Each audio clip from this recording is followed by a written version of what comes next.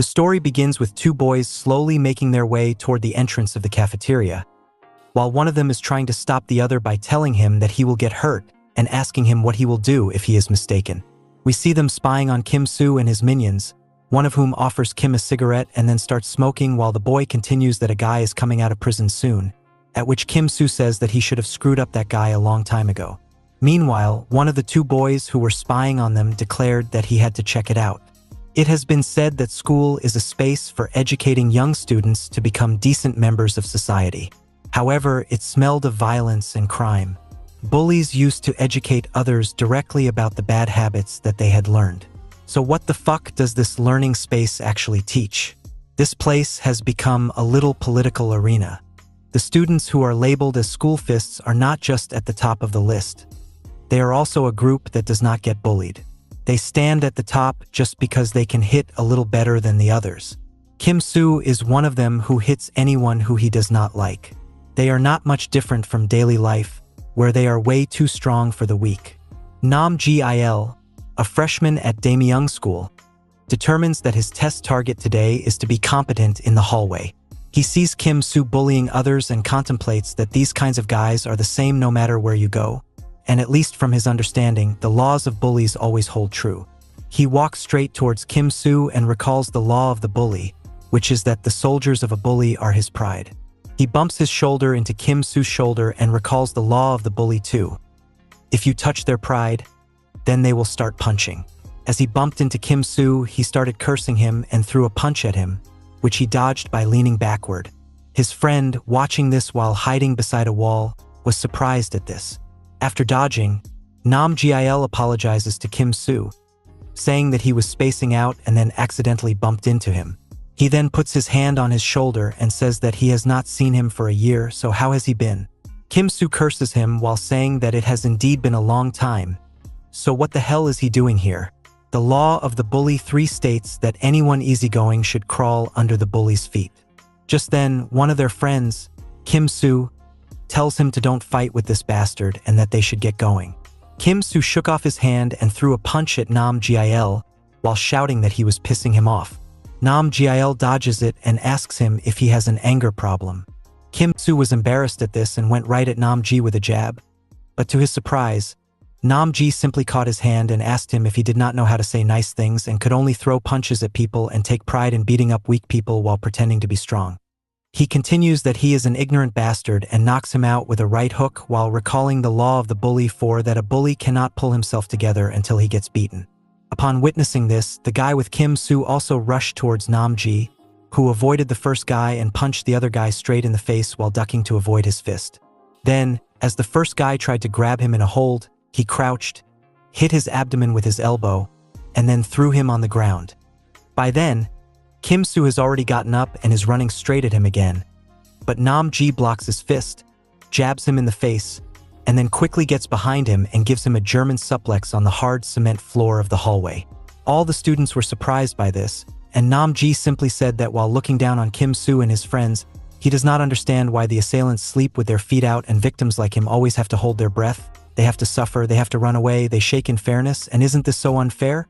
Kim-soo keeps cursing him, and then he sees a wooden mop, so he tries to pick it up and goes at Nam-gi again, who then recalls the law of the bully 5, which says that a bully is ugly to the end. Upon seeing Kim-soo come at him with a wooden mop, Nam-gi Kami says that it is a weapon, and if something goes wrong, then he will die. He then simply dodges his attack and punches him straight in the face, which causes his nose to start bleeding, and Kim-soo falls to the ground. After that, Nam-gil tells Kim-soo that he is just like them, and so he is going to change him to the very nook and cranny of his rotten roots. After all this, he asks his friend Haben to go to the snack bar with him. Nam-gi witnesses himself to be in a room with several other men, and he asks if it is still working. One of the men responds that he cannot seem to get it. Then he panics because of the heavy banging at the door, and suddenly the door breaks open and lots of thugs with baseball bats come rushing in, and he starts fighting them. Then he gets a call, and as he is talking on the phone, a man shoots him in the back. We see him wake up surprised, then realize that it was just a dream, and he recalls that he has seen this dream many times before. He recalls that it started a year ago when one day he woke up and then asked his mom why she did not wake him up, as he told her to wake him up at 8. His mom replied that she shook him for 5 minutes, but he still did not wake up. She asked him if he was forgetting something, to which he replied that he was not, and then his mom started beating him, saying that he should be more attentive and what if he left his medicines behind. Nam Jeol recalls that it was unusually warm that day, and he tried to sneak into the class, but the teacher caught him and asked him why he was late on the first day of school. But to Nam Ji's surprise, the teacher said that since it was the first day, he would let it go, but he should not be late anymore. Nam Ji sat next to Habin, who ignored him as he was trying to talk with him. The teacher then told them more about their new school, Daemyeong High School, called it a shit school, introduced himself as their homeroom teacher of the year, and told them not to get into any trouble. As Nam Ji is thinking that he is smelling cigarettes somewhere around, just then a boy comes next to him and grabs Habin and tells him that he is surprised that he is in the same grade and class as him and tells him to take care of his bread and allowance for this year. Then he turned around to Nam Ji and told him he was seeing him for the first time so they should get along for this year, and he introduced himself as Cha Sung-tak. Cha Sung then walked out of the classroom and called his friend Ong Sang-ki and asked him which class he was in and that he was in the same class as Habin, so they did not need to worry about the price of cigarettes, PC room, and alcohol. Asang was also happy to hear it. During break time, Nam Ji sees that Habin is eating alone, so he sits next to him and tells him that since they are partners, they should have lunch together as he does not have anyone else to eat with. Habin gets up and tells him that he will go first. Nam Ji asks him if he is done already, to which he replies that he should not hang out with him because if he does, then he will also get in trouble. He started walking towards the exit, but as he was walking, a boy tripped him, and he fell over. Cha Sung shouted at him that he had dirted his uniform, then abused him and started beating him up while cursing him. Seeing this, Nam Ji gets up and runs over to him while telling him that it is too much and he should stop, but it seems like Cha Sung was waiting for this, and he immediately kicks Nam Ji in the stomach and tells him that he will have to pay for his laundry fee, which is 300,000 won until next Monday, so he should not be late, and if he feels pressured, he can go and collect it with Habin. He then gets up while calling his glasses and asks what his name is, but then tells him to forget about it and tells him that he is his bank from this day onwards. Cha Sung's friend tells him that it is a perfect idea for pocket money. Habin thought that he got Nam Ji in trouble as well, and Nam Ji walked up to him and told him they should go to the bathroom as their uniforms were dirty. Just then, he suddenly felt a lot of pain, so he grabbed his stomach. Habin got worried and asked if he was alright. He replied that he was okay and thought that it was hurting a lot more than he thought, and then he took out a medicine and ate it.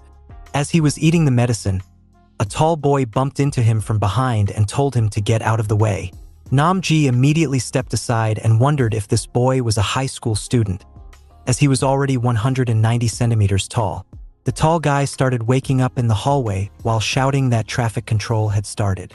He went into a classroom and said that if there was a good guy, then they should go out of the classroom. One of the thugs was looking for him, but the giant guy punched him straight in the face and knocked him out. Then he went to class 9, and the punks there were surprised that an idiot had opened doors this hard, so he walked up to them and started beating the guy in front. The other thugs shouted that they should attack him once, and the giant simply grabbed the two boys, picked them up, and threw them on the floor. Another boy who was trying to hit him with a chair was kicked away. The giant then goes into class 8 and abuses the thugs there, who ask if he is crazy and if he does not know who they are, but before they can say anything else, they are all beaten up by the giant. The other students were recording this from the hallway. The giant repeated the same thing in class 7, then in classes 6 and 5, and then he went inside class 4 and said that it does not matter who you are, but if you are a good boy, then you should get out of there. He then announces that if anyone wants to fight, then they should come forward. Otherwise, this class is his shuttle, but a blonde guy calls him to the roof while saying that this is annoying. On the roof, the blonde boy asks the giant if his name is Pyo Sung-jun, and then asks him why he is so shirtless on the first day of school. And then it continues on that in this school there are mostly thugs, so he should not act like this. But the giant simply rushes towards him, shouting that it seems like he is confident in taking him on. The blonde boy replies that he should see for himself if he is confident or not. The blonde boy avoids the giant's fists and punches him in the stomach, then avoids him again, hits him in the face, and then rushes down a ton of punches at him. All the students were surprised at this, as the giant was falling behind. Kwon Ho Kwang and his friends were also seeing this, and one of his friends said that this guy was good at it and wondered who was going to win. The other guy says that it does not matter who wins, and that Ho Kwang is an idiot, and then asks if they should wipe them all out here. Kwang argues that one side is too overwhelming. One of the boys said that there is always something wrong with fighting, but it's not a difference that he can change. And as they were talking, we saw that the giant was still getting punched by the blonde boy. News spread in all the classes that there was a fight going on the roof, so Namji also came to the roof to see it, and to his surprise, the giant that he bumped into in the cafeteria was getting overpowered by a blonde boy who was nearly Namji's size. Kwang Ho and his friend were still debating who was going to win. His blue-haired friend said that the blonde-haired boy was going to win because he was avoiding it all and hitting him continuously, while Kwang Ho told him that the blonde-haired guy had been at a disadvantage since the beginning of the fight, as the giant only needed one hit and he would win. We see the giant fall on his knees, and the blue-haired guy tells Kwang Ho that he should have made a bet. Upon seeing the giant on his knees, the blonde guy starts mocking him, but the giant suddenly tackles him, saying how could he think that it was over and telling him that he let his guard down. After putting the blonde boy on the floor, the giant punched him in the face, knocked him unconscious, and then began to walk away. Just then, Kwang Ho starts asking his blue-haired friend for 50,000 won, who tells him that he did not make a bet. Kwang Ho tells him to make a bet now, to which he replies that he cannot make a bet after it is all over. A week has passed since that incident, and Nam Jae is changing his clothes in the washroom for the PE class. Just then, Cha Sung comes looking for him and asks if he has brought the money, to which he replies that he did not, as he does not have the money. Cha Sung tells him that if he did not have money, he should have made and brought it, or he could have saved it together with Habin. Nam Ji starts crying and asks why he is doing this to him, as he has made him and Habin a mockery for this past week, and he would beat them whenever there were spectators around. Cha Sung became angry at this and started beating him up. Just then, we see Kwang Ho enter the washroom with the giant and the blonde boy and ask Cha Sung what he is doing. Cha Sung tells him that he is just in time and tells Nam Ji to say hi to his friends. Nam Ji is surprised to see them together, and he wonders what happened in the last week. In a flashback, we see that the blonde boy is in his class when the giant appears there, and as they are going to fight again, Kwang Ho opens the door of the class and says that he is happy to find them both here. He tells them it will be a piece of cake for him, even if it is a 2 versus 1. The blonde boy instantly rushes at him to punch him while cursing him. Kwang Ho simply catches his fist and tells him that he has seen him on the roof and his punches are not up to the bar, and then proceeds to knock him out in 2 punches. He then rushes towards the giant and beats him as well, and that's how he took control of the school, and no one dared to challenge him. Every bully in the school tried to get close to Kwang, and Cha Sung was no exception. Kwang arrives there and tells Cha Sung to treat his money with care, after which Cha Sung tells Ma Ji that he should be thankful to Kwang as, because of him, he is letting him go today. After a while, we see Cha Sung and his friends looking at pictures of a girl named Yu Yi. She lived in the same neighborhood as Cha, and he bullied her as well in the past when they were little. As Yusei was walking in the hallway, she saw Cha Sung hitting Nam Ji with a ball, and as he was continuously doing it, he missed the aim, and the ball hit Yusei. Cha Sung immediately came and apologized to her, saying that he did not mean to hit her. She told him to apologize to Nam Jae, but as he remembered her face, she tried to put his hand on her shoulder. He did not recognize her at first, but her friend pushed him away. Yusei then asked Nam Jae if he was okay. Nam Ji told her that he was okay and he should be the one asking her that, as she was the one who got hurt. Cha Sung left the place but was angry. After a while, as Yusei was telling others that her math homework had been stolen from her bag, Cha Sung walked past her while taking a picture of her skirt. Later, Nam Ji catches Cha Sung and the other boys in the washroom, seeing that picture. He thinks that this is a crime and is thinking about what he should do, but Cha Sung spots him and Habin then drags him, asks why he is here, and tells him that he just acts like a saint in class but is now showing his true colors. At this, Nam Ji curses him, saying that he is not trash like them. At this point, they all start beating him, but he is saved as one of the students spots the school president in the hallway. Later that day, the teachers hand out pamphlets to all the students saying that they are holding a survey regarding school bullying. They tell the students that there is no need for them to be afraid, and they should write down the facts if they have seen someone getting bullied or if they know a gang or an individual who does it. The bullies kept staring at everyone, and victims were not the only ones who were afraid of their eyes. In the end, no one wrote anything. During the lunch break, Yuri calls out to Yusei, asking her if she wants to go and eat lunch with her. Yusei replies that she does not have enough money, which Yuri says is going to be her treat, and they both begin walking towards the cafeteria. As they were walking through the hallway, Yuri noticed that some boys were giggling and having fun while pointing at Yusei, so she told her to go ahead and that she would be there in a while as she had forgotten her phone in the classroom. Yuri arrives in the class of those boys and asks them to show the photo on their mobiles, which they were seeing, to which one of the boys replies that it is nothing and she should go back to her class. Yuri tells them that they should show her the mobile if it is nothing, to which one of the boys yells at her. Why is she telling them to do this and that, and does she know who they are? Yuri kicks him in the gut and shouts at them that she does not know who they are, and she does not care about it either, and tells them to just answer her question. She then tells them that it is their last chance to show her what photo is on their mobile, which Cha Sung-tak shot. The boy tells her that he has no idea what she is talking about and tries to hit her, but Yuri punches him in the face and beats him up, then picks up the phone and sees the picture. Her anger knew no bounds after seeing this, and she went straight to Cha Sung-tak, who was sleeping in his class. She threw a chair at him and then punched him in the face. He yells at her, calling her a crazy bitch. Cha Sung-tak shouts at her that he has never liked her before, and it looks like he is still in elementary school while rushing toward Yuri. Yuri simply dodges his fist and kicks him in the stomach, causing him to fall to his knees. She then tells him that it does not look like he is in elementary school anymore, as he is a much bigger scum and trash than he used to be. She asks him if it is fun for him to bully those weaker than him and then asks him if he thinks that what he did to Yusei is a joke. He then grabs his head and kicks him in the face while yelling that it is all a joke now and that what she is going to do is a joke, and keeps asking him if it is fun while beating him up. She then yells at him, saying she cannot forgive what he did to Yusei. All the other students started laughing at Cha Sung-tak, saying that he was getting beaten up by a girl. Yusei arrives in the class and calls out to Yuri and asks her what happened. Yuri thinks to herself that she cannot tell Yusei about it, and then she tells her that she has to go somewhere now and she will have ice cream later.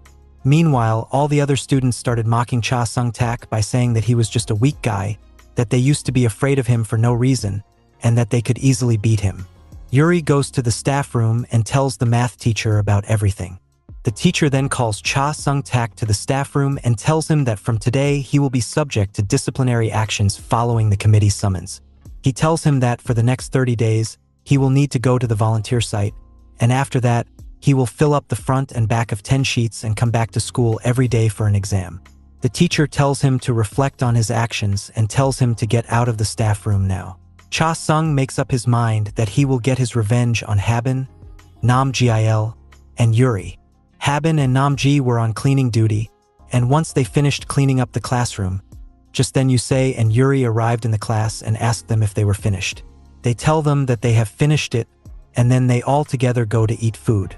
As they were all having fun, Habin became sad and told them that it had been a long time since he had a meal with someone like this. And while hesitating, he asked them why they were being nice to him. Yusei tells him that just because he is nice, and why is he trying to find a reason for it? They can just be friends. Yuri tells him that he is so much better than those guys who act like stalkers to Yusei and the bullies like Cha Sung-tak. Habin begins to tear up upon hearing this, seeing him cry. Yusei also starts crying. Yuri immediately tells Habin that he shouldn't cry as Yusei cries when she sees someone else crying, and they should just enjoy the food. Namji thinks to himself that this is so good. A school that is easy to attend. Friends who have lunch together are just an ordinary routine, but it's not natural, and he realizes it too late. Suddenly, he let out a shout due to the pain that started in his chest. Everyone panicked, and Yuri asked him what was wrong. He calmly replied that they did not have to worry, and his heart used to be weak, and he forgot to take his medicine on time. Yusei tells them that he should visit the hospital, but Namji tells her not to worry about it. They all went to school under police protection for 1 month, and everything seemed normal. He managed to stay safe because of it, but then he thought that the thing that Cha Sung-tak did with Yusei was clearly a sexual offense. but for some reason no one brought it up later, and because of this they were more afraid, as they cannot be protected by police 24 hours a day. He thinks to himself that they are in constant danger of retaliation whenever policemen are not with them, and one day on their way back after school, late at night, his thoughts became reality as Cha Sung-tak came in front of them with a bunch of boys and blocked their path. Cha Sung-tak asks them how they have been. He tells them to follow him if they don't want to get hurt. Some of the guys noticed the phone in Yusei's hand, took it, and threw it away, saying that there was no need to call the police. Nam Jae and Habin get surrounded by the boys, and Cha Sung-tak slaps Yuri while calling her a bitch and shouting at her. Why isn't she doing anything now? Yusei got worried at this, but Yuri told her not to worry and to stay behind her. Yuri thinks to herself that this coward cannot do anything by himself, and that is why he came here with these many people. She thinks that even if she wanted to kill him now, she cannot do it as she does not know what is going to happen here, and she cannot ask for help either as she does not have any money. But then she sees some metal rods lying next to her and she decides that she can create a chance for them to run away. Cha Sung-tak slapped her again while she was busy in her thoughts and asked her why she wasn't saying anything now and said that it was all her fault that he got in trouble. And he recalled how he got beaten up by Kwang Ho because Yuri beat him up before, as Kwang Ho told him that he does not like such a loser, and how he begged him to forgive him while promising him that he will do anything he asks, and how all the other boys saw it. He then pushed her away and said that if it were not for her, such a dark day would not have happened in his life. Yusei yells that it is their fault, and now, like cowards, they have surrounded them and are trying to assault them. Cha Sung-tak tells her to shut up and, while laughing, says that she should take care of herself first and that he is going to distribute those photos everywhere now. Yusei asked him what it meant, and the boys started laughing, saying that she did not even know about it. So Cha Sung-tak said that he would show it to her himself and took out its phone, and as he was going to show it to Yusei, Yuri picked up a metal rock and smacked Cha Sung-tak on his head and told all of them to get lost. At this, the boys started to rush towards her, but she beat them up using the metal rod, and while guarding, the others thought that it was Yusei who was in trouble here, and these bastards surely had a purpose for which they brought them here. She then tells Yusei, Manji, and Habin that they remember seeing the Cheongdae market on their way here, and it will not take long for them to reach there. She is going to break through the road, so they all should run for the market. Nam Jae was admiring Yuri while watching her back. She was a glimmer of hope for them to escape here, and how calm she could be in such a situation while he was unable to think about anything. But then he got hit by reality as Kwang Ho appeared out of nowhere, telling Cha Sung-tak that he could not even do such a little task. He punched Yuri in the face, telling her to get some sleep, and Yuri fell unconscious. The guys started to beat up Nam Jae and Habin, and then some of them looked at Yusei while saying that they could not believe that she was the same Yusei they saw on SNS.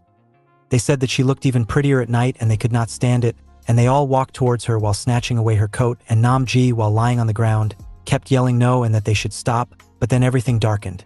He then woke up in a hospital room 3 months after the incident. In a dark alley, we see Nam Ji-ul beating up some boys. One of the boys was shouting at others to hold this bastard and get him, but they all got beaten up by him and he was taken back by this development. The boy standing next to him says that he thinks that they have gotten the wrong one this time, while the previous then shouts that he thinks that it is him, the guy who turned Dahyun Dong into a mess. The boys then started telling Nam Jae that they did not want to fight anymore and offered him money to let them go. But Nam Jae told them to shut up and told them that not a single one of them was going to get away and started running towards them. He then beat them up while saying that those who have sinned should be punished. He then proceeds to completely beat them up. After that, he stands in the rain and decides that it is time to go back. He contemplates that he cannot find his old self again, and there has been a lot of trouble in a way that he never thought of, and how he decided to put everything right again, but this autumn rain was colder than he thought. As Nam Jae was taking a shower, he glanced at the surgery scars on his chest and recalled the day he woke up on the hospital bed. As Yusei walked in, he looked at her and asked about what happened to Habin and Yuri, and Yusei teared up. Meanwhile, we see how the events unfolded on the day of the incident. At the shop of Yusei's father as he is giving out fish to one of the regulars at his restaurant. After the customer left, he saw that he had one missed call, which was from his daughter, so he tried calling her back. But the call said that the phone was switched off, so he used the GPS application to track its location and saw the phone at a garbage site, and he immediately panicked at this and started looking for Yusei while calling out her name. Meanwhile, we see the customer walking up the street as she witnessed Cha Sung-tak and others who were walking while smoking, and as she criticized how young boys nowadays are smoking openly in the streets, she sees Yusei with them, and she immediately recognizes her as the daughter of the man who runs the sushi restaurant, and she thinks to herself that she is not the kind of kid to go around with guys like these. Just then Yusei's father arrived there looking for her, and he asked the woman if she had seen his daughter. He told her that she was missing. The woman claims in shock that she completely misread the situation earlier. Yusei's father asks her if she has seen Yusei, and the lady replies that about 5 minutes ago she had seen her going in a spooky alleyway that led to an abandoned construction site with some shady-looking boys who were smoking. She says that they should call the police first. Yusei's father thanked her and ran towards the alley while reporting the situation to the police that his daughter had been missing. There was a witness who saw her being dragged by some boys into an abandoned construction site at Jangchunsang, and there was one other girl with her, and her phone has been switched off. He urges them to come quickly. The boys were beating up Nam Ji and were going towards Yusei. Her father arrived there and saw her, but Seo Donjin had arrived there before him and had shouted at everyone to stop what they were doing and get out of there immediately, and they all ran away. Yusei was trying to wake up Nam Ji while shouting for someone to come there and help them, and as she heard her father's voice, she immediately ran to him, asking him to help Nam Ji and the others. At the hospital, we see the doctor coming out of the operation theater and informing us that the 3 students who were brought here are not in a life-threatening situation, but Nam Ji is actually in a very dangerous situation. He says that he had been suffering from severe heart failure because of his original heart condition and could not live without taking medicines regularly, and now, after these injuries, it is very dangerous. His mom asks the doctor what is going to happen, who informs her that his heart has stopped functioning and there is no prospect of his condition getting better, and says that as of now there is no alternative but to perform a heart transplant on him before it is too late. Meanwhile, on television, we see the news anchor reporting the news regarding the case of mass assault in Daehyundong, Incheon, where dozens of high school students took 4 students hostage, and one of the victims had testified that the students tried to rape her as well, which was shocking. Nam, one of the victims, is in critical condition and is in urgent need of a heart transplant. The citizens are very angry with violence, which is increasing day by day, and wish that the guilty boys will be punished severely. As Nam Ji's mom was watching a video on the probability of finding a donor for a heart transplant and crying, she suddenly received a call from the hospital that they had found a donor for her son. The surgery was a success, and to the doctor's surprise, Nam Ji was discharged in just a month. He was fit, and he was so happy as if nothing had happened. At home, Nam Ji woke up and decided to go for a run, as he had been just lying on a bed for months and his body felt stiff. To his surprise, he was not getting tired at all, so he kept running. As soon as he comes home, he asks his mom for food, who is surprised after seeing her son completely drenched in sweat. She shouts at him that he had never run 100 meters before, and now it has just been 1 month since his heart surgery, so he should not exercise. He then eats the food to his mom's surprise. His appetite has increased a lot now as compared to before, and he also wonders why this has happened. He then sits down to watch the MMA fight on television, and his mom asks him if he likes martial arts. After the fight that he had been watching finished and the outcome was opposite to what he expected, he tells her mom that he is going to do it as well.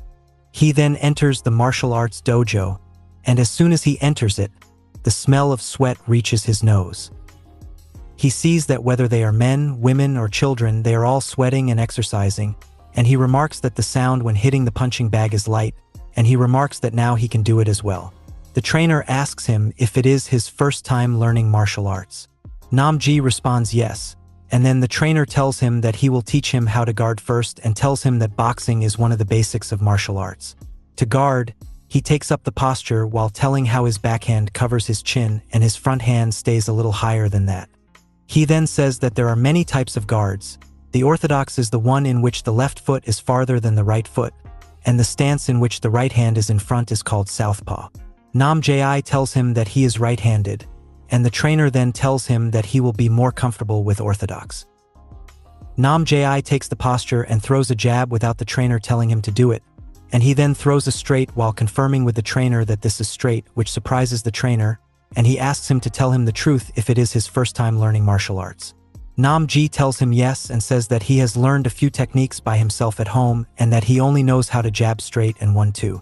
The trainer gives him gloves and tells him to do a 1-2 with him. Nam-ji swiftly strikes the guard. The coach then gives him headgear and sends him into the ring while telling him to get ready to spar. Nam-ji asks him how he can spar on his first day. The coach shuts him up, saying that he should stop lying now and that he has been doing martial arts for years so he can easily tell who is a first-timer and who is an experienced guy. He says that Nam-ji has at least 2 years of experience. Nam-ji kept saying that it was his first time, but just then, his sparring partner entered the ring as well and told him that he should not worry as he would not hurt him much. Nam-ji remarked that he looked scary. The bell rings, and the sparring begins. Nam-ji swiftly dodges the jab thrown at him, which surprises his sparring partner, but the coach tells him that he can punch him freely as this is not his first time as a first-timer cannot avoid a veteran's punch. He then begins to throw punches at him with more speed, but Nam-ji keeps avoiding them and guarding himself. The coach then corrects himself that maybe he was wrong earlier and Nam-ji may have either 3 or 4 years of experience. Nam-ji remarked that the punches were getting harder and they kept hitting his headgear, and he was unable to guard all of them. Just as the veteran was about to hit him on the chin, the bell rang, and he stopped. Then he applauded Nam-ji, saying that he had impressed him, as people usually get knocked out before the time limit, but he surprised him. The bystanders were also surprised, and they exclaimed how a high school student lasted a whole round against veteran Lim. At night, Nam-ji could not sleep as he was feeling annoyed at the fact that he was unable to land a single punch at veteran Lim. Even though he knew that he couldn't defeat Lim, he could have tried to land one hit, but all he did was keep dodging and avoiding, which made him avoid, and he remarks that he cannot lose. Nam-ji suddenly gets surprised and realizes what he was just thinking. He contemplates that fighting has never been his forte and he does not want to lose, since when he started thinking like this, he also recalls how it was weird that he kept avoiding and how he swung naturally, and moreover, he even managed to counterattack against a veteran. He suddenly takes off his shirt and looks at his chest. Nam-ji is fighting alongside one friend of his, and they keep defeating the guys and make their way through the staircase after they defeat all of them. Nam-ji tells his friend that something is definitely wrong, and his friend asks him what they should do now. Nam-ji announces a change of plans and tells him that he should grab the cub himself and get out of there, to which the guy replies that he will not leave him here alone, and just then a guy in a mask appears in front of them who called them traitors and says that there is no place for them to run anymore, and just then we see Nam-ji wake up and exclaims what a strange dream it was. He then recalls that these strange dreams started happening the same day when the rapid changes started happening to his body. He then recalls how the contents of the dream change every time little by little and thinks that all of this must be related to this heart of his, and he wonders who is the real owner of this heart. Meanwhile, at school, all sorts of rumors were spreading around regarding the incident, and as Yusei was walking through the hallway, the other students kept talking about how shameless she was to come to school even after all that happened. A girl tells her friend that she is very confident with her face and has fun with boys. Hearing this, Yusei cannot control her anger anymore and shouts at her if she has seen it with her eyes and asks all of them if they have seen what happened to her and her friends. She then tells them to stop believing rumors when they know the truth.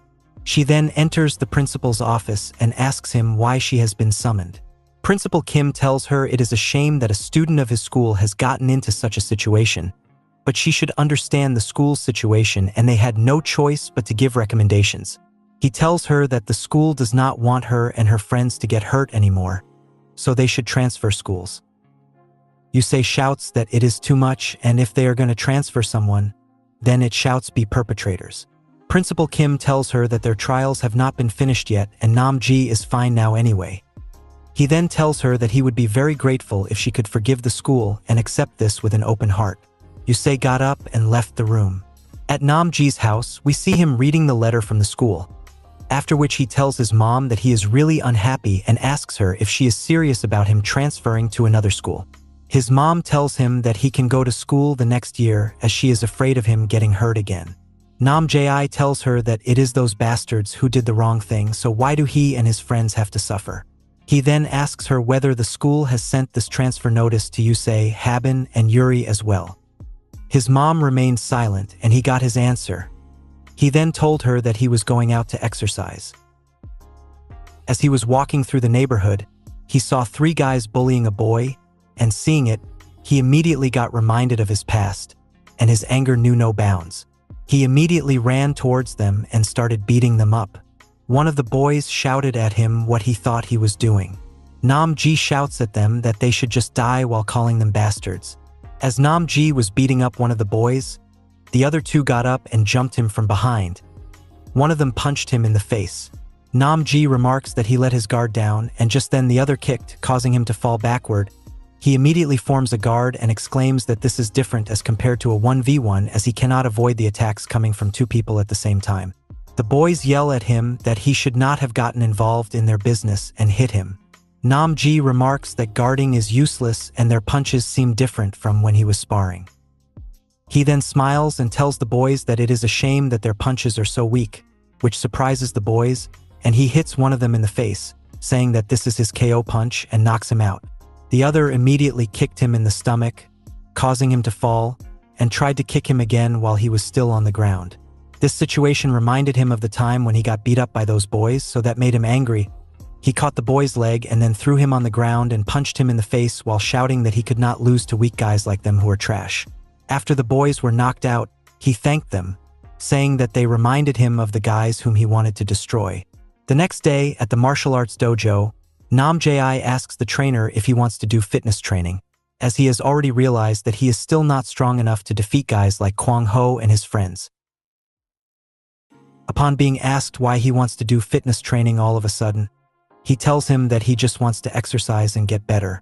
The trainer applauds him and says that they should get started right away. He makes him do 3 sets of 10 push-ups and then 200 crunches, pull-ups, and side steps, and then has him practice his punches 1,000 times. Nam-ji gets completely exhausted after doing all this and tells the coach that he feels like he almost died. His coach tells him that he is born with superb senses, but he does not have enough hardness. He says that he should keep trying hard and eventually he will get better sooner or later with consistency. Nam-ji nods and decides that he will get stronger quickly. Meanwhile, we see Yuri practicing kendo until her finger gets bloody, and then she says to herself that it is still not enough while thinking back to the day when Kwang-ho knocked her out in a single hit. She determines that she is still too weak, and if the same situation arises again, then she will not be able to get out of it just like last time. She feels sad and realizes that she is too weak to protect even herself. Then how is she going to protect Yusei? Meanwhile, at the school, Kwang-ho and his gang, Kusfit, came, which surprised all the students as they thought they had all gone to prison. One of them shouted at all the surrounding students, asking what these bastards were looking at, and told them to get the hell out of their way if they did not want to get beaten up. All the students immediately left from there. The return of Kusfit caused great anxiety and fear for everyone. Everyone was suspecting a huge punishment, but the outcome of the trial was entirely different from what they had imagined. Only Cha Sung-tak and his friends who used to bully Nam-ji and a few others who did not have enough money were sentenced to 1 year in prison. At the trial, Nam-ji saw Cha Sung-tak firmly believing that he did nothing wrong, and he kept saying that he kept complaining of resentment for forcing him and his friends to commit a crime. And the creator of all this, Kwang-ho, did not get any punishment. Nam-ji had a lot of anger towards Cha Sung-tak, but when he saw Kwang-ho and his parents laughing at the results of the trial, his feelings changed, and he realized that maybe Cha Sung-tak was not entirely lying and he was not the root cause of the problem. Rather, it was Kwang-ho who orchestrated all this. Nam-ji started to prepare himself for the fight against Kusfit. He recalls that there are guys like Pyo-sung who overturned the entire first grade and smashed over a dozen people, and Bum-ho who nearly defeated Pyo-sung, and then there is Kwang-ho who toyed with these two. He realized that for him to become stronger than them, he needed practical experience. And the place he used as his hunting grounds was Daehoon-dong, a place where crimes happen frequently. This has become a holy place for delinquents, and the delinquents from other schools were also gathering here. He walked and stood in between several guys who started mocking him by calling him a pup and asking if he had lost his way. But for Nam-ji, these guys were nothing more than stepping stones to becoming stronger, and he does not need to be afraid of them. He then beats up all of them. Namji began to spar in the gym during the day, and then he would go and fight the delinquents in the alleys at night. After a few days, he was finally able to hit Instructor Lim, who praised him for it and said that he had come a long way and had gotten stronger. But then he kicked Namji's headgear and then proceeded to grab him by his leg and throw him on the ring and say that he has still got a long way to go. He kept sparring with Instructor Lim in the gym, and outside he would fight the delinquents. A month has passed like this, and now Namji tells his coach that he is not going to wear his headgear as he wants to receive the coach's punches as they are. And in one punch his nose starts bleeding. Even though he was shaking, he was determined to stand his ground as he had realized that someday sooner or later he was going to meet someone stronger, so he needed to get ready for that day, and for that, he needed to train his body to its limits. Instructor Lim deduces that Namji is getting better day by day and remarks that his talent is terrifying, but this also makes him excited as he wants to see just how strong Namji can be, so he decides to start getting serious. After the sparring session, Namji looked at his face in the mirror and remarked that the helmet really was useful. Autumn had arrived and the weather had become cold now. As Namji was walking, he heard two boys near him talking about him. One of them was saying that a weirdo is going around in Daeheon these days who is purposely beating up delinquents. He tells his friend that some groups have already said that if they get to know who he is, then they will beat him to death. The guy wears round glasses and has been given the nickname Daeheon Dong Glasses. He tells him that Kim Hee, Jeon-soo, and even Park Joon-ji had been beaten up by him already and says that at this rate, this guy might be able to reduce the bad guys near them. His friend laughed at this and said that if it were him, then he would have easily beaten up this guy just then. Namji and these two looked at each other. One of the guys immediately asked if he was the same person he was talking about, but his friend responded negatively and said that just the classes are the same. The guy then asks his friend about how Pyo-sung is doing, as he is like a legend here. His friend told him that he went to Daemyeongo and his friend that even Bum-ho also went there, and they started wondering if those two had already fought or not, and if they had, then who would have won. One of them said that he could not imagine Pyo-sung losing with that big size, while the other said that he could not even think of Bum-ho losing as he is an incredible fighter. These names reminded Namji of Kusfit, and he became interested, so he stood there and tried to listen to more of their talks. One of the guys said that school sure is crazy to have two such amazing students, and to this, his friend replied that not two but three, as Kang Dae-jun has also gone there. Hearing Kang Dae's name shocked his friend, who said if that crazy psycho had also gone there, then that place would soon become a mess. Meanwhile, at the school, Kang Dae beats up several students and remarks that he is disappointed with the school as he thinks that there must be some strong guys, but they are all so weak. Some students looked at it and were shocked to see the Kusfit's members become punching bags, and some were worried about how they would retaliate against this. One of the Kusfit members, while lying on the ground, asked him who he was, to which Kang Dae replied that he was a new transfer student. While sitting on the floor, one of the boys asked Kang Dae if he thought that his pretty face would not get ruined and that he should just wait till the others got here. Kang Dae asked him, "Aren't they the ones who attacked the transfer student first?" And he grabbed him and started spanking him while telling him to shut up and be a good boy. The boy screamed in pain that he had never seen such a psycho before and started to apologize. Just then Kang Dae heard a shout from someone who was telling others to get out of his way, and then he saw that Kwang Ho arrive there with his friends. He is impressed by Kang Dae by looking at how he defeated these many guys alone and asked him if he was the one who did this. Kang Dae replied mockingly, "What does he think?" Kwang Ho immediately offered him to join Kusfit after that. Confused, Kang Dae asked him what he thought of himself as the boss of this place. He said that he was expecting a round 2 from them, but he is disappointed with his response. Kwang Ho tells him that he will let him off the hook for what he did if he joins them. Kang Dae asks him if that is supposed to be a threat and then tells him that even if he makes him kneel and beg, he still would not join them as he is different from them. He ran up to Kwang Ho while calling him a piece of shit and tried to hit him with a high kick. But Kwang Ho stood there patiently as Seo Dong blocked his kick and said that he had been running with his luck, but his luck will not save him this time, and it is too late for any regrets. He then throws a straight hook at him, which Kang Dae dodges, and immediately throws a jab in response, which Seo Dong dodges. Kang Dae immediately throws a kick, but it is easily dodged by him. He then says that, perfectly, he is a boxer, and they should do some warm-up together. Seo Dong started throwing punches at a fast speed at him, and the boys started cheering for him, saying that Kwang Ho was the only one who could dodge those punches. But to their surprise, Kang Dae also dodged them and threw a jab at his opponent, who blocked it. Observing the fight, Kwang Ho deduces that Kang Dae is doing good for now, but at the speed with which Seo Dong punches, he will not be able to dodge them with reflexes alone. Soon enough, Seo Dong lands a punch at his stomach and remarks that he is fast and needs to think of something else to counter this speed. So he lets him hit his stomach again and then immediately hits him with an upper kick, which he dodges easily, but just at that moment he hits his chin with his knee. Seo Dang, while stepping backward, says that this is Muay Thai, and he again tries to avoid what he thinks to be a punch by stepping sideways, which turns out to be an attempt to grab him. Kang Dae grabbed his head and said fighting is not all about speed and started hitting his face with a series of punches while saying that no matter what he does, he cannot escape his grasp. He then punched him, knocking him off to the ground, and said that this was enough for a warm-up. He then turned to Kwang Ho and others and asked who was next, and as the boys were about to rush at him, Kwang Ho stopped them and said that the world is much bigger than he thinks and he should keep an eye on his opponent. Kang Dae looks behind him and sees Seo Dong standing.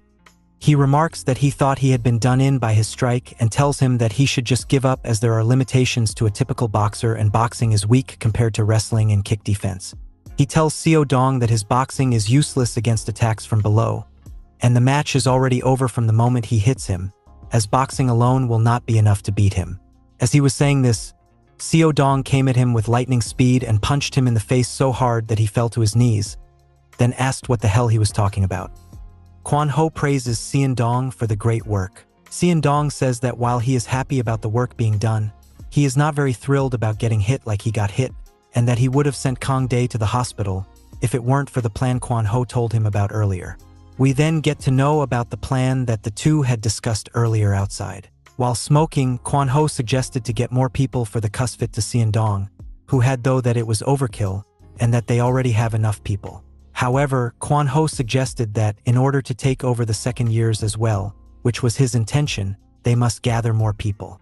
Byung Suk Tae of Dae Myung High School is known to be incredibly strong, and to get ahead of him, and his group called Nephim, they must work hard. Kwang Ho suggested that even if they tried to take one member at a time, it will be hard, so they must try to match their numbers in order to fight them. As they have a lot of people from different schools, Seo Dong is amazed by the greed Kwang Ho carries, as he learned of his intention to get the second year covered as well.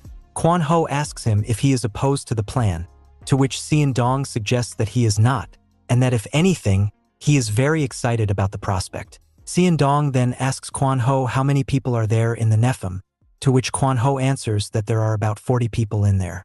Seo Dong is shocked by the number, and asks just how would they gather that many people. Kwang Ho suggests that they can try various ways, maybe even try and take people from other schools because there shouldn't be any restrictions within CrossFit. Seo Dong asks him how many people does he intend to get before engaging Byung Suk Tae's Nephim, to which Kwang Ho suggests that they should at least try and get to 70% of the people that Nephim has. Seo Dong says that they must need another 10 or so members for that to happen.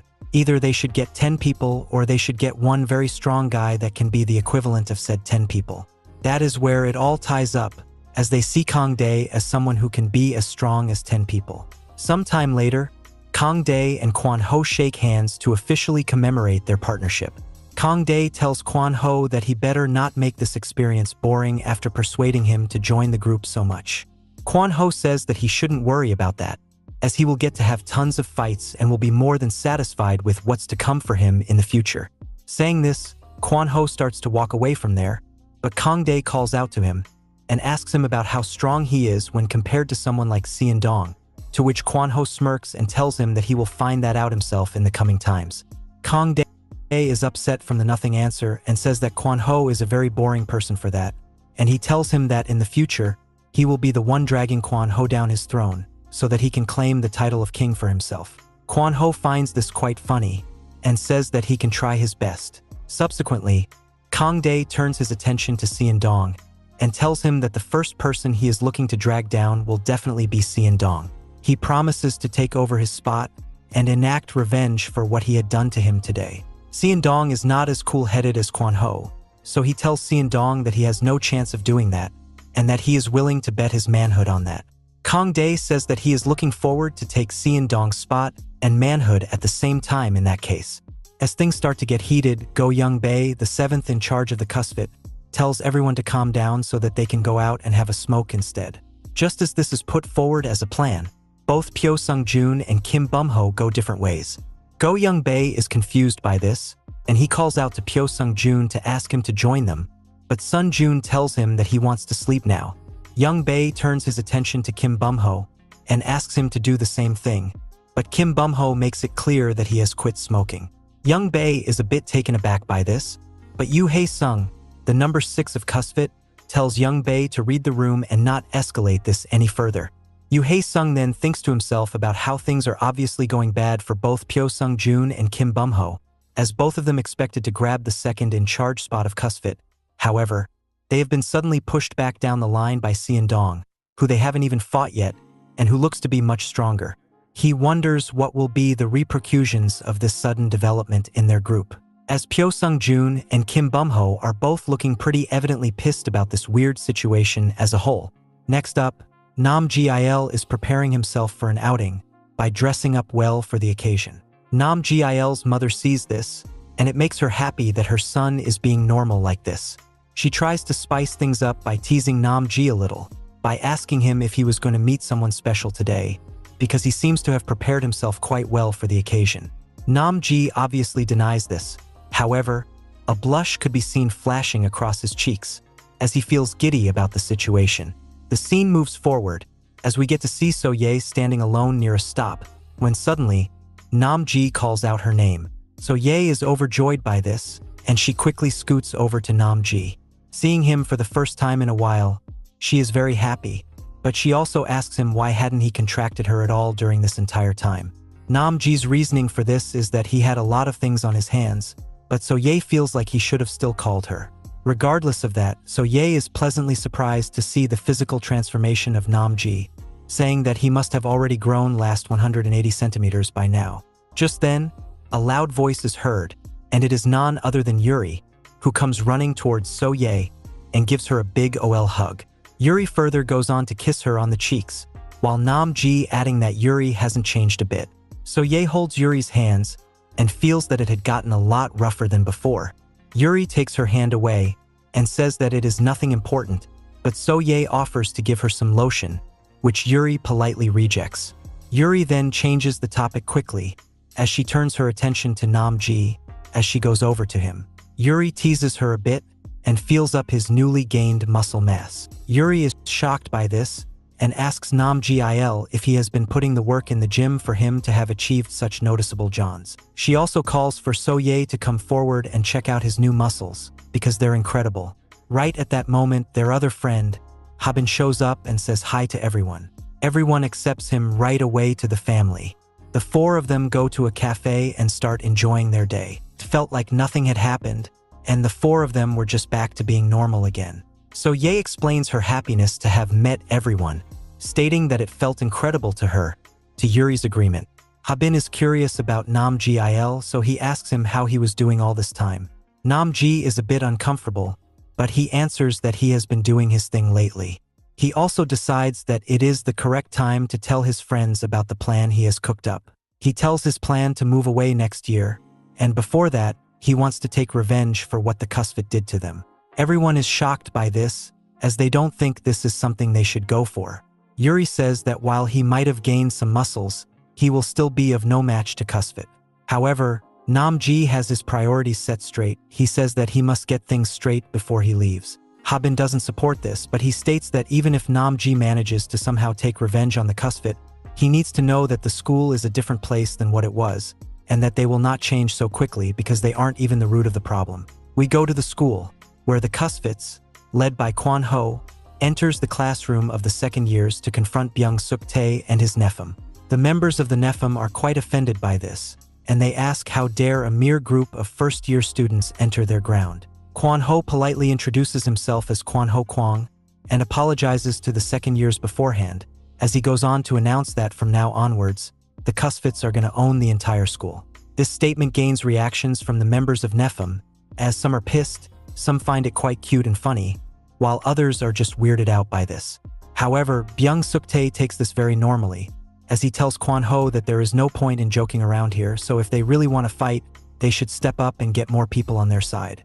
However, Kwon-ho is straight to the point. He lays out the challenge for the Nephim, as he tells them to show up at 12 a.m. in the night, near the parking lot that is next to the civilian park. He tells them that the Kusfit will be waiting for their arrival. Byung-suk-tae is quite literally stunned by the bluntness, and asks if Kwon-ho has gone mad all of a sudden, because can they even handle the Nephim? However, the Nephim members are much more direct, as they prepare right then to teach the kids a lesson. As they go forward, Byung-suk-tae orders them to stop, saying that they should let them go for now, as such exciting prospects don't show up so often. He tells his members to just follow the terms as asked by the Kusfits, and meet them at the part after 12 a.m. He adds that they will do this to check just how strong their underclassmen are. The Kusfits walks away from the room after this. Following that, the Kusfit are having a meeting at the rooftop, where Kangdae asks why do they have to wait for the night to attack? Couldn't they have just beaten the crap out of them then and there? Kwon-ho replies to this by saying that if they had fought at the school again, they'd be put behind the bars again. However, he agrees that there is no reason for them to wait until the night, saying that they will be the ones striking first in this battle. A meeting is also being held by the Nephim, and they have the exact same idea as well. They state that they can't be waiting until the night to attack those kids. They should attack them before they realize it, and teach them a lesson on how to behave with upperclassmen. Meanwhile, the Kusfits are planning out their strategy in detail. Kwon-ho states that he wants himself, Seon Dong-jin and Pyo Sung-joon to be the ones to team up and start the attack. Meanwhile, Kim Bum-ho, Kang-dae, and Yoo Hae-sung can follow up on that with the rest of the group. As this is going on, Byung-suk-tae tells the Nephim to pick any 3 random guys from the normal group to go and keep an eye on the first years and their activities. He tells Lee Jun to take the 30 remaining guys and go to the parking lot to settle the pacing, while he orders the top 3, who are immediately under his rank, to come with him, as they get ready to destroy the Kusfit. However, oblivious to this, Kwon-ho and the Kusfit are quite pleased with their setup. This was the case until Go Young-bae shows up and tells Kwon-ho that he can't contact Pyo Sung-joon and Seon Deong no matter how much he tries. Kwon-ho Kwang realizes just how much of a pickle they are in now, as they are without some of the strongest assets they had to offer, and with very little time. Just then, a fight is shown taking place between another member and Seon Dong-jin, who both get bloodied and knocked down after an exhausting fight. Seon Dong notes that this is very bad for them, because they can't win this fight. He says that the longer it goes on for, the tougher it would be for the Kusfit to survive, which is why they must need to go for a full burst. A mini flashback is shown, an hour before the current situation, where Kwon-ho Kwang tells everyone that there is 30 minutes left for them, until they go and charge the second years at their dage. Kim Bum-ho was still there, so he was given the order to go and gather everyone. Meanwhile, Pyo Sung-joon, who was also present, and Seon Dong-jin were told that they have to be with the Kwon-ho. Kwon-ho states that they need to be careful because when it comes to fighters, the rumors about them being good at this fighting game spreads quickly, which makes it easier to track them and study them. It is stated that Byung-suk-tae is a very strong individual himself. However, despite that, there isn't anyone out who saw Byung-suk-tae fight, which is why he is going to be extremely hard to deal with when the war eventually begins. However, Kwon-ho finds it rather strange that despite having over 40 people in his group and taking over 2 different schools, no one has witnessed Suk-tae in an actual fight. He decides that it means Suk-tae doesn't indulge in these big-scale fights. Instead, he opts to order his underlings around, and once they are done, he gets the final hit in. Kwon-ho suggests that they can use this bit of information to their advantage. He says that Suk-tae is going to be using the same tactic he always uses. If they attack them first, it will be a bad situation for Kusfif, as they will have to go head first into the much stronger and bigger. However, if they send 20 of their regular guys to fight the seniors, they will create a good distraction. They will then take advantage of this distraction by creeping up behind Byung-suk-tae and attacking him. Kwon-ho suggests that he, Pyo Sung-joon and Seon Dong-jin should do this. They will fight off the people coming their way to protect Byung-suk-tae before taking out the big dog by themselves. And once they are done taking care of their leader, their morale would go down significantly. This will allow Cusfit to pick them apart and win this with ease. Seon-dong likes the role that he has gotten, saying that he will thrive in such a role. Afterward, he suggests that he needs to go out and take a smoke to calm down the nerves. Pyo Sung-joon notices this and asks to take a stroll outside himself. Now back to the current time, Kwon-ho regrets letting those two go, especially considering how integral they were to the plan. Besides that, those guys are a big part of the group. He wonders just what had happened for them to suddenly disappear before their first fight with Nephim. A thought that they were attacked by the Nephim crossed his mind. Meanwhile, Byun-suk-tae calls one of his hidden spies to check up on the situation of Cusfit. The guy reports that the group has gathered on a rooftop to discuss about various plans. He states that this seems to be their regular meet-up place anyway. Suk-tae asked him how many of them had gathered there. The guy replies that about 15 of them have gathered, which is not a problem. The 20 people from Nephim who are going to go at them are easily going to beat them. At the rooftop, Kwon-ho was asking his underlings if they had seen Pyo Sung-joon and Seo-dong since they left. All of them are a bit clueless about this. But Yoo Hae-sung speaks up, saying that he had seen them go to the parking lot not long ago. This leaves Kwon-ho perplexed, as he wonders how they knew that they were going to the parking lot. Yoo Hae-sung clears it up by saying that they didn't go to the parking lot he thinks they went to. Instead, they went to the school parking lot. This immediately shocks Kwon-ho. On the other hand, Suk-tae makes a call to another spy who was tracking Seo-dong. He asks him about what is happening with Seo-dong, to which the guy replies that he went inside the parking lot with the giant who was fighting the other day. And to his surprise, the two started fighting between themselves. We get to see the fight taking place between Seo-dong and Pyo Sung-joon. The fight is fast-paced and hard-hitting.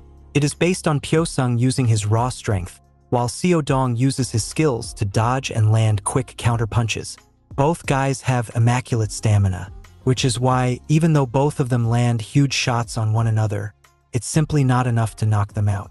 At one point, Pyo Sung tries to land a hard right hook on Seo-dong. Seo-dong manages to bob out of the way before hitting Pyo Sung with an atomic uppercut. This sends Pyo Sung a few steps back, but he retaliates quickly. Pyo Sung flies in, despite his huge body, with a kick. It lands and sends Seo-dong flying back down to the ground, while Pyo Sung also falls. Both guys are hurt and at their limits. Seo-dong wonders what had happened to Pyo Sung. He isn't the same guy who was almost defeated by Kim Bum-ho. He now seems like a totally different entity. Much strong, much more skilled. Seo-dong tries to call a truce, as they have a fight to do.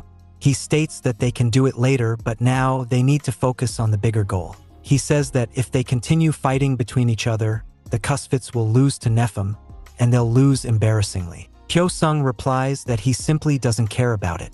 He jumps in with another hook, but as Seo-dong dodges, he gets him in the clinch. Pyo Sung says he already knows Seo-dong's weakness, and he will exploit it.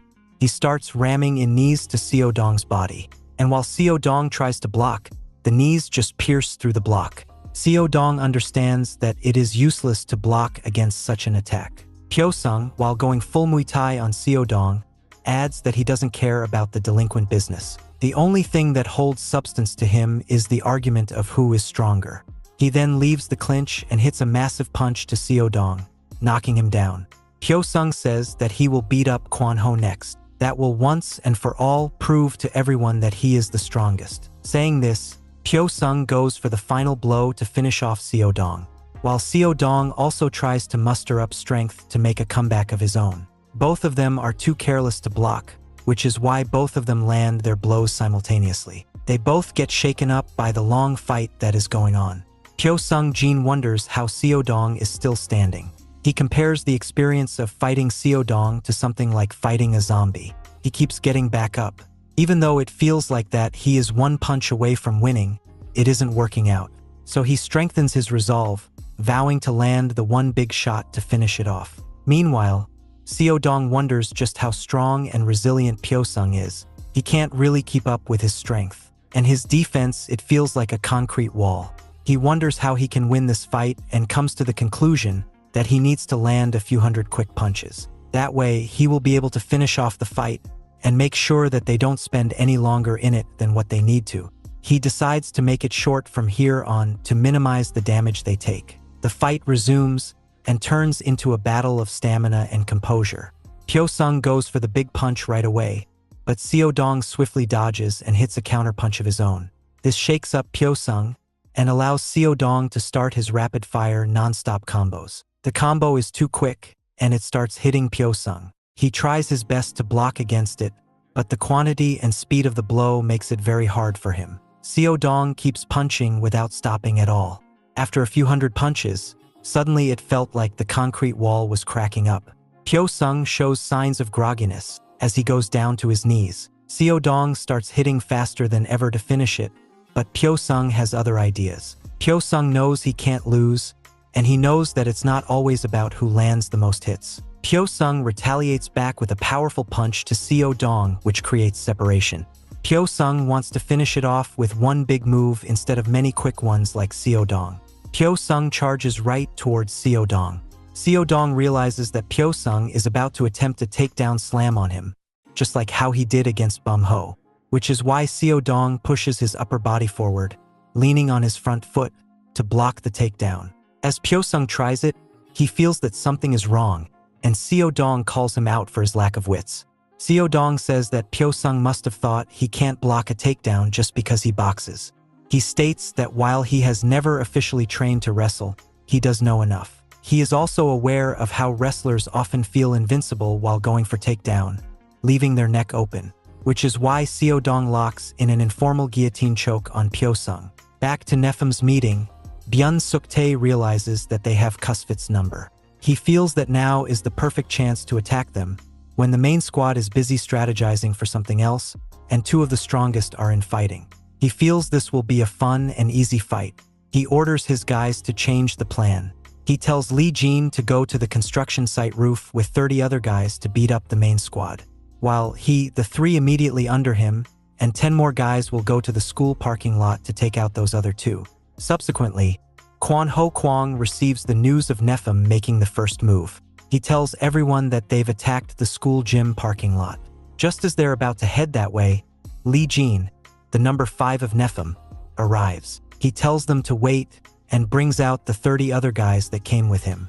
They surround Kusfit from all sides. Kwon Ho notices that about 30 guys are here, and Byun-suk-tae is not included, which is why he believes that this is a good opportunity for them, as they have strong guys like Kim Bum-ho and Kang Dae-jun here, which means they don't need more people. He then tells Kang Dae-jun that he wants him and the rest of the squad to fight here, while he goes and fights Byun-suk-tae. Kang Dae finds the leader versus leader aspect to be quite cool, and he assures Kwon Ho that he will take care of this place. A fight quickly breaks out, which sees Kusfit dominating. Kang Dae puts on a clinic with his wild style, throwing haymakers and spinning kicks. Kwon Ho also fights on his way out, beating up people with his accurate punches and knees. All the other guys are also doing quite well. As the line clears up for Kwon Ho to leave, Kang Dae tells him to go, and says that he will follow him after he is done here. Kwon Ho tells him that there is no need, as he will be done before them. This ignites some healthy competition, as Kang Dae says that he would love to have a race. Meanwhile, back at the school gym parking lot, Seo-dong still has the guillotine locked in. He prays for Pyo-sung to stay down and not fight and just pass out. However, Pyo-sung picks him up like a kid from the lock. Seo-dong understands that he had miscalculated all of this. Pyo-sung asks Seo-dong if he really thought that he can hold down someone like him with his light body. Seo-dong notices something and tells him to wait a bit. However, Pyo-sung makes fun of him. He asks him if he is begging now because he knows that the end is imminent. Seo-dong shuts him down, telling him that he should look behind.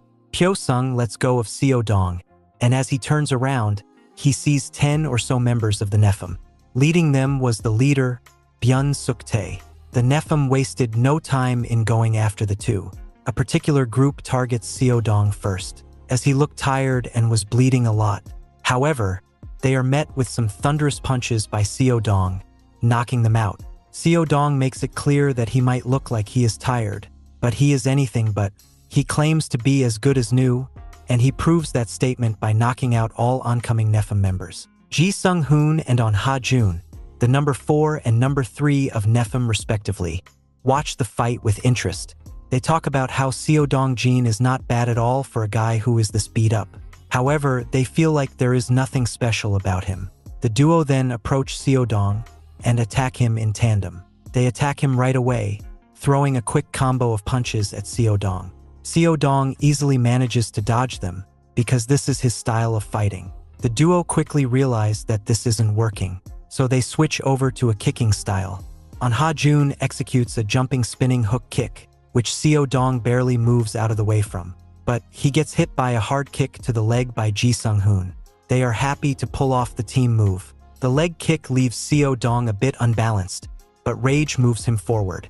Seo Dong throws a quick right towards Ha Jun, but he ends up hitting one of his underlings. Ha Jun had used one of his underlings as a human shield. The duo talk about how real fighters use anything they have near them as an object to fight, and how they, as a group, believe in the art of teamwork. Saying this, the duo goes for their next team move. Ha Jun goes for a roundhouse kick to the abdomen. Seo Dong blocks this but feels the impact. However, this leaves his head open, and Sung-hoon capitalizes on it by hitting a head kick that knocks him back a few meters. The duo then order the rest of the squad to put on a stomping show on Seo Dong. As the squad are about to do so, Pyo Sung knocks one of them out. He says that he won't let them do it. He goes on about how he never invited them to fight here, and if they have any wish to live, they should leave the scene immediately. Ha Jun and Ji Sung-hoon finds this hilarious and wonders why the first years are so disrespectful towards their seniors. The two of them, alongside 3 other Nephim guys, surrounds Pyo Sung-jin and tells him to read the room before trying to act like a hero.